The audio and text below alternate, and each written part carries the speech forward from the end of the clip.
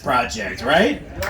All right. It's certainly a great way to start the day to be out here. I'm excited to be here to kick off construction of the future Springfield Community Business Center Commuter Garage, which we know is an innovative facility that will bring so many of our elements of the community together that are important to us in Springfield. And I have a long history with this project and looking out and seeing a lot of folks who have been a part of the journey to get us here.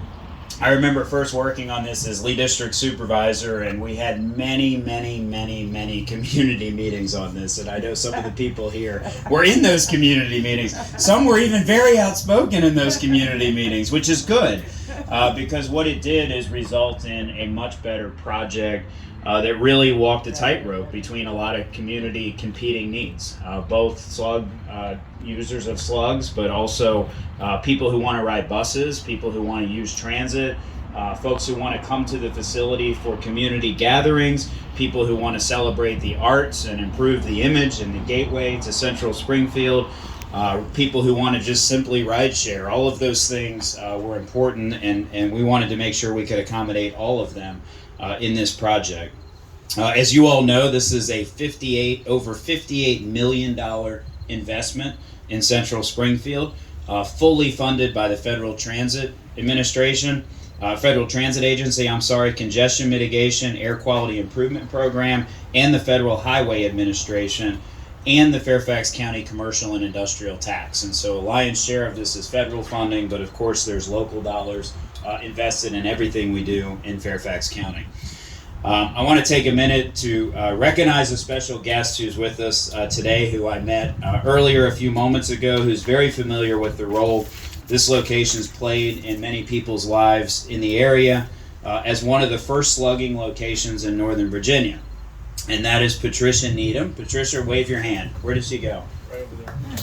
There she is, all the way over here out on the left wing. And I'm recognizing Patricia for a couple of reasons. One, she still lives in West Springfield and used these lines very early in their infancy.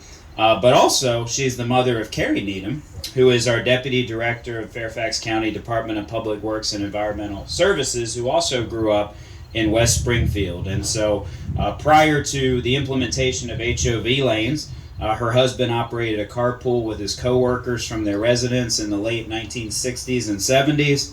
And Mrs. Needham began using the Springfield commuter slug lines in the late 1970s to get to her job at the Pentagon in the morning, something that many people today can certainly relate to.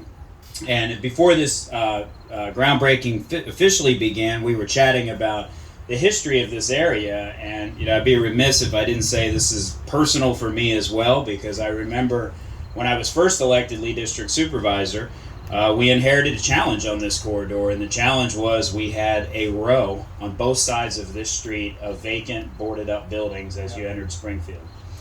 We had the Long John Silver's restaurant, we had Houlihan's, we had Chi-Chi's, we had Bob's Big Boy Shoney's, we had Circuit City, we had a gas station. They were all boarded up and closed for business, and we aggressively reached out to the owners of all of those properties and said, this is not going to be the first thing people from the West Springfield area entering Springfield are going to see when they come into Central Springfield any longer.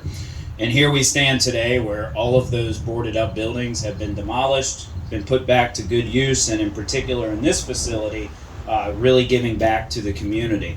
A lot of history on this particular property. I remember as Lee District Supervisor coming out here to the old Circuit City building and being able to be one of the people who threw a sledgehammer into that building to demolish it. And in my office, at the chairman's office, I have two pieces of debris that sit on my shelf to remind me of the progress we made in Springfield. One is a piece of the old Circuit City building, and one is a piece of stucco from the old Chi-Chi's building, which we also were able to demolish as a reminder of the progress, again, that we've made in Springfield.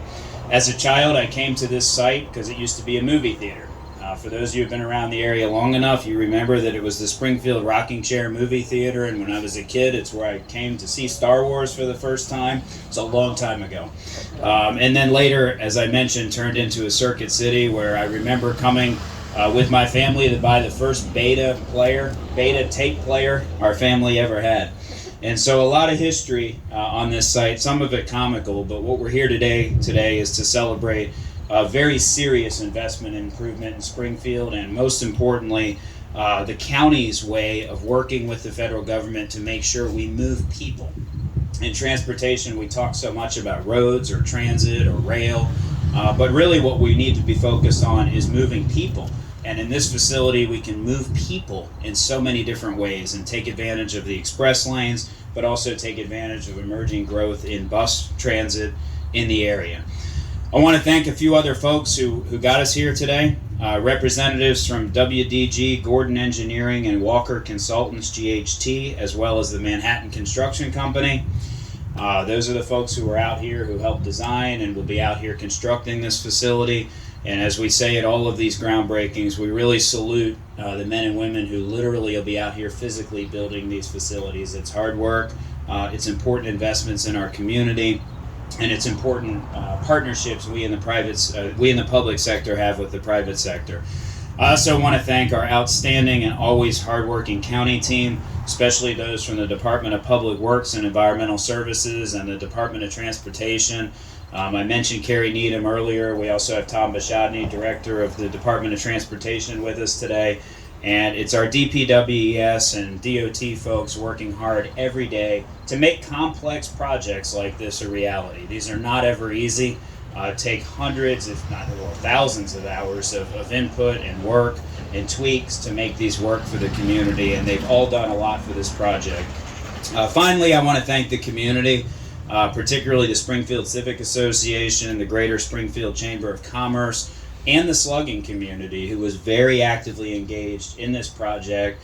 You might call protectors of their own interest, which was good, because frankly their input, as I said earlier, made this a much better balanced project that could take the needs of so many in our community under consideration, but more importantly, put into the implementation of the final design.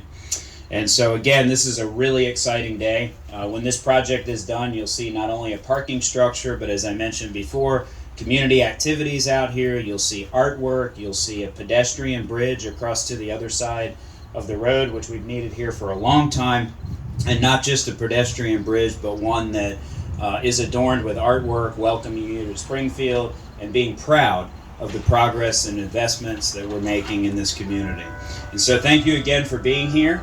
And that chime tells me I'm at the end of my speaking. But thank you all for being here. And I want to introduce my good friend and our current Lee District Supervisor, Rodney Lusk. Rodney?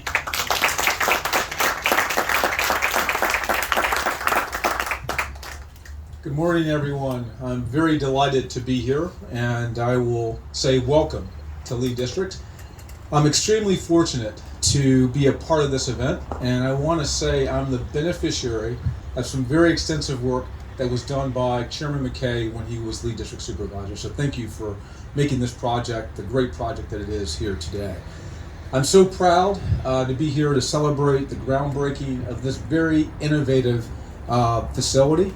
This asset is going to solve some of the most persistent transportation issues here in Springfield, and at the same time provide a one-of-a-kind public meeting space, which the chairman alluded to earlier. When you dig into the details, it's truly impressive what we've been able to accomplish with this project. We'll have a 6-level parking garage that will have over 1,000 spaces. It will also have 2 commuter slug lines. It'll have carpool waiting area with short-term parking. We'll have a bus transit facility with 7 different bays. We'll have bicycle storage. We'll have passenger waiting areas. We'll have a transit information for those who are traversing throughout this area. And the important thing for pedestrian safety is to have that key link, which is that pedestrian bridge across to Old King Mill Road. Additionally, I think I'm particularly pleased that we will offer spaces for the community to have events here, both at the ground level as well as on the upper level of the new facility. And I can imagine that we'll have folks in the community coming here to attend events like our 5K, our Springfield Days, a number of our farmers markets, and the Springfield Bridge Walk as well. So I can imagine also having families possibly watch movies on the rooftop, being a part of arts and crafts, as the chairman indicated. And then we could also have some vendors here with food trucks and other activities. So as we've seen over the course of the last year, it's so important that we have opportunities for open ventilation, just as we are here today, having opportunities for social distancing. And I think we all can recognize the importance and the appreciation of open space and outdoor space. And that's what's going to be critical here for our public events. I'd also say that this site is also important because we've got a particular eye to supporting our environmental sustainability. And as we think about a number of those features, we have bioretention enhancements that are a part of this program. We have underground stormwater management facilities, we have tree protection, and we have preservation. We have natural landscaping areas, which include various seasonal flowering plants. We have a canopy structure with solar panels and electric vehicle charging stations as well. These are the standards that we expect in our public facilities. And I also would say this is what we're going to hopefully see in the redevelopment of this Springfield area over time. I'll say that this site shows our clear determination and commitment to preserving our environment. And I'd like to thank, as the chairman has, all of those who are involved in this project, and particularly those in the Department of Public Works and Environmental Services, and thinking also about those in the Department of Transportation, and then also those in the Department of Revitalization, who are going to help us leverage this asset. Because let's think about this. This asset is one that shows new development in Springfield. And I want to be clear in saying, we have seen, as the chairman has said, the need to repurpose and reevaluate some of the buildings and structures that are here. And for me personally, I think this is going to give a signal and a sign that there's change coming to Springfield. We have a commitment to signage with this facility too. So as we think about this being the entryway into Springfield, we're going to have a nice presence with a sign that says "Welcome to Springfield" as you come across the gateway into this area. So all of these things are going to help us make this area improved and better. So again, I want to thank everyone for their collaboration, their cooperation, their dedication, and their commitment to bringing this facility to the residents here in Fairfax County. And I personally appreciate all of those efforts. So with that, I'll say thank you, and I will say I was thinking about trying to hop on one of these machines back here, but someone told me that risk management might not appreciate that, but I'll have to come back and watch them roll some of this equipment. So thank you guys very much. Take care.